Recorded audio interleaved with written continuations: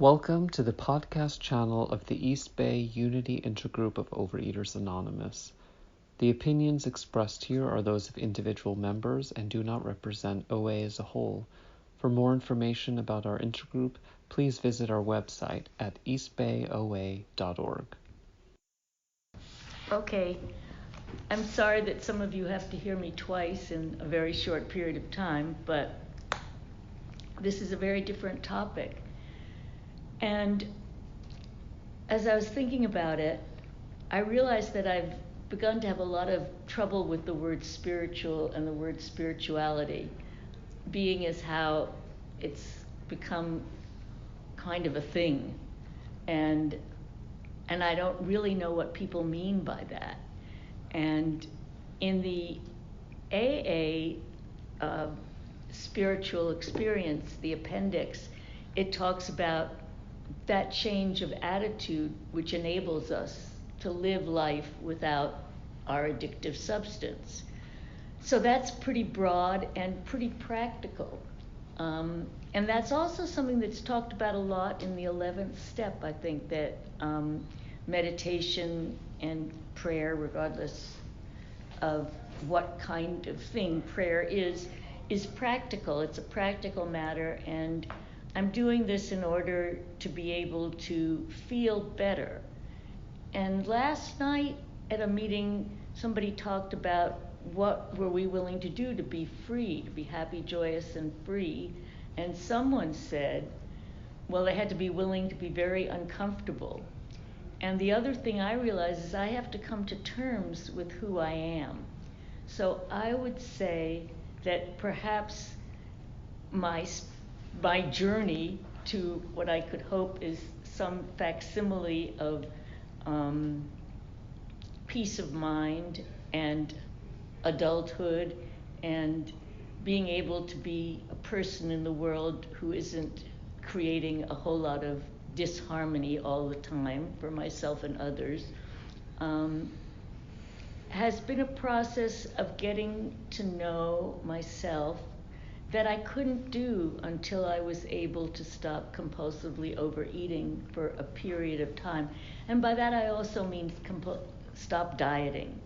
I had to be able to stop being so tangled up in food in order to have any kind of clarity.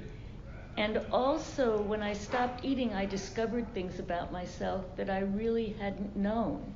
For instance, I thought I was extremely independent. I thought I was extremely strong. I thought I was extremely fearless. I had a lot of contempt for people that I thought were wussy. And I stopped eating, and I discovered I was terrified. At first, it was really exciting. I had never felt that way. I just thought, this is fascinating. I'm really scared. And then I found I cared what other people thought. I had spent my entire life not caring, and it was kind of, I was this kind of, if you can't take the heat, stay out of the kitchen, and I'm from New York, so don't mess with me. And this just didn't turn out to be true. And that was surprising. So let me just say, when I came in, they said take what you like and leave the rest. And I didn't like anything except the fact that some people, it seemed, ate as I ate and had stopped. And that was enough to keep me here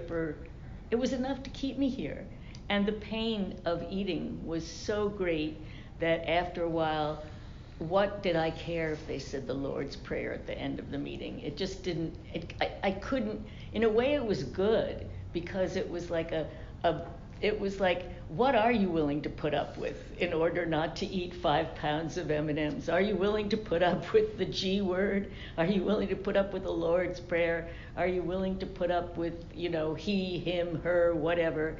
And after a while I was, it didn't matter, because the other thing that I think I've found in this is that what I expected and what I thought was how things should be has not been true. And I had a sponsee who, in regard to step 3, said, well, she thought maybe turning it over meant looking on the other side, and I thought, that is a great idea, that there's another point of view here, there's another possibility. I'm not always right, even though I still cling to wanting to be righted, and I'm not always right. And the more I can be surprised, and the more I can be pleasantly surprised, and the more I can be wrong about things, in a way that's very freeing. And so I'll just say that I couldn't deal with the God thing at all at first. I just said, oh, forget that. I'm skipping on that step. And over time, it's come to me that people have said that if I truly accept I'm powerless, I have to find something. I have to find power somewhere. And I think that basically it doesn't matter what I call it, but it does matter that I'm willing to be restored to sanity. And it's my side of that equation. Like, I don't usually want to be restored to sanity, because I want to act out, and I want to misbehave, and I want to say I'm just a wild and crazy gal, and and being restored to sanity means being sensible quite a lot of the times. It's like putting on the old lady shoes instead of the 6-inch stilettos. It's going to bed at a reasonable hour. It's not believing I can eat whatever I want and maintain a healthy weight. That's just it's really not that complicated, and that I think they also talked about in the second step in the OA, which is that we just took some actions that other people suggested we take, that being restored to sanity was a process of following some directions, of saying, well, this worked for that person, so maybe I'll do it. And I know there was also come to be times in my life when things have been pretty difficult. And at one of those times, a person suggested I read an author who is a recovered alcoholic. And but as far as I was concerned, this is a pretty low rent author. I wasn't going to be reading some popular person that all people read. I just am busy reading my Tibetan Buddhists or something like that. I can't be bothered with that. But for whatever reason, I did. Maybe I heard this author reading on the radio, and I thought, oh. And then it just came that these stories, these essays, were very comforting to me. And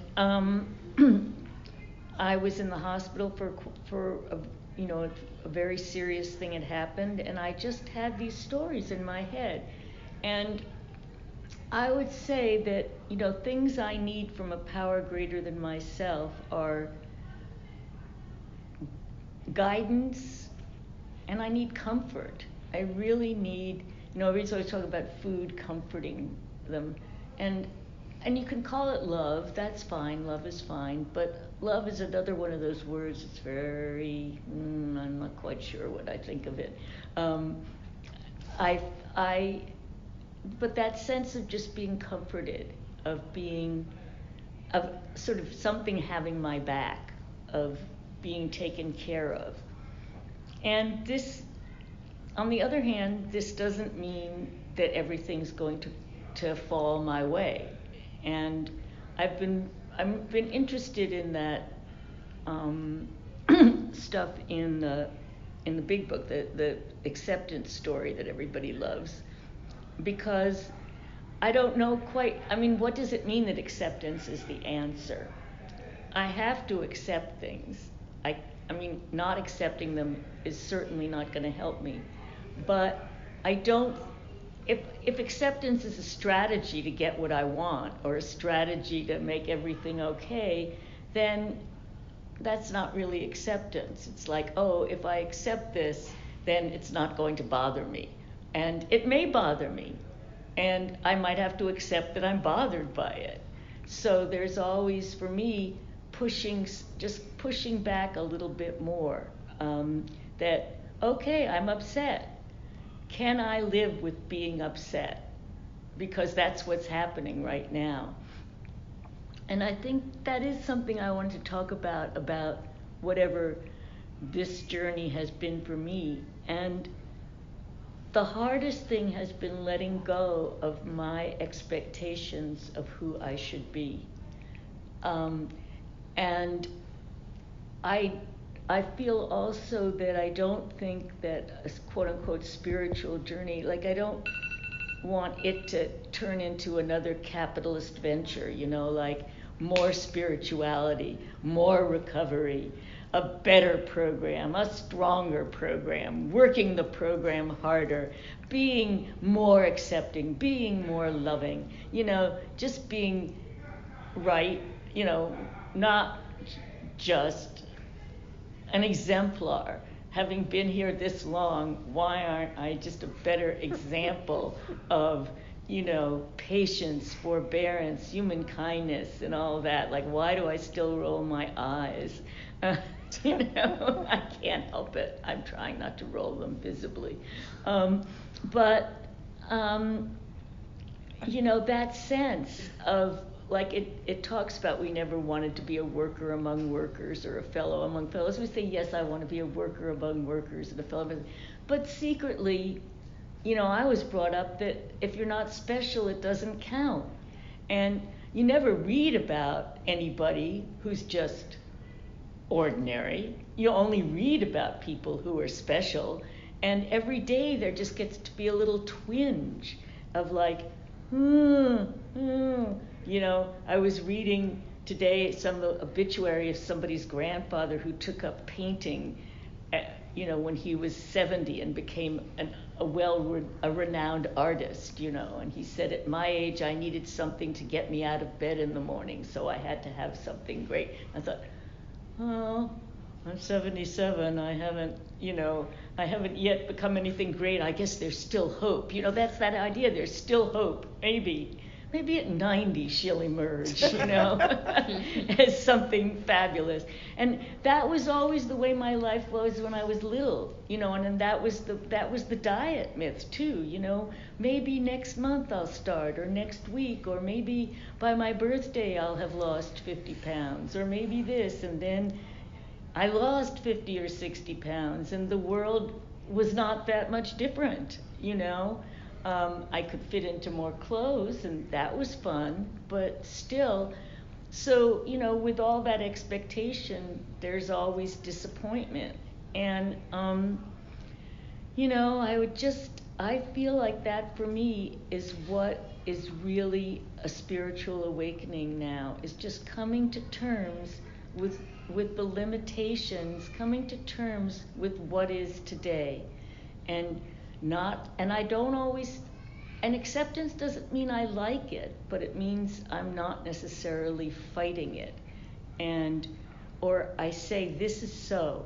And, I think the program, in a way, the steps are designed to bring us to that, because we start out by saying, okay, I'm a hopeless mess. Well, there's a little shred of hope here.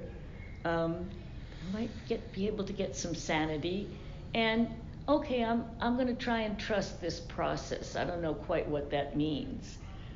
Then we have these steps, 4 through 9, and I remember the first time I read my 4th step, and my first sponsor was, and I always say she was a little old lady, but of course I'm older than she was now when she started sponsoring me, although she was actually my mother's age. And, she was a housewife. She wasn't a enshrined teacher. She smoked cigarettes and drank coffee and clicked along on little high heels. And she always just said really simple things like, join the human race, honey. And, you just made an error in judgment, honey. That's all. It's just an error in judgment. And I think I learned a great deal in that situation. I learned that she wasn't perfect, and it was valuable to be able to call her every single day. And I also learned to do something very, very badly. That is this program that I think many of you know, that I spent 13 and a half years, in and out of abstinence, and never stopping coming back. And I know what I want to say. This morning I read a very wonderful article actually about the warriors and about their loss. And the man said that it was their ability to lose, that was okay, that you had to not be afraid to lose. And I think that's a thing I have so many times, like, someone will say, oh, I didn't want to call you. Is that the end? No, 5 more. Okay. Someone says, I don't want to call you because I overate, or, oh, I feel ashamed. Well, that's the kiss of death. It's like literally that I don't want to fail, or I'm ashamed, because it's very freeing in a certain kind of way to just say, okay, did it again, but here I am. And I wanted to say that it gave me a lot of freedom, because I remember being on a group hike and, being slow. And then I just thought, somebody has to be last. It's okay. It's all right. Why not me? Why not be last? It's a lot more relaxing than having to be first, But also, in my yoga class, I am probably the student with the most limitations. And I feel like if that can't keep me from going.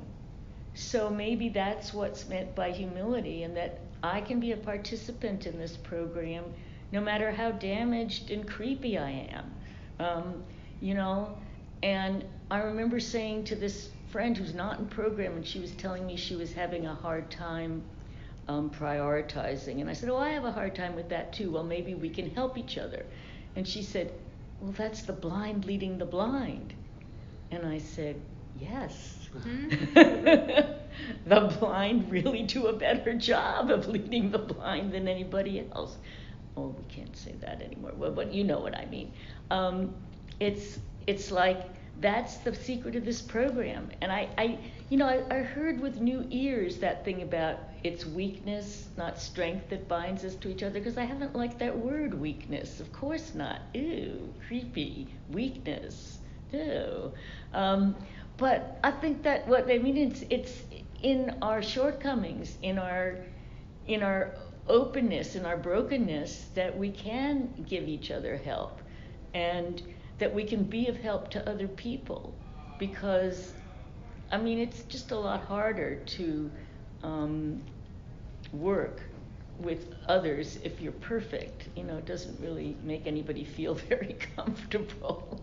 So I don't know if I've said anything, but I guess whatever the journey has been, it's just been one of continually dealing with the loss that's part of the human condition, and that I'm part of that human race, and that it's okay.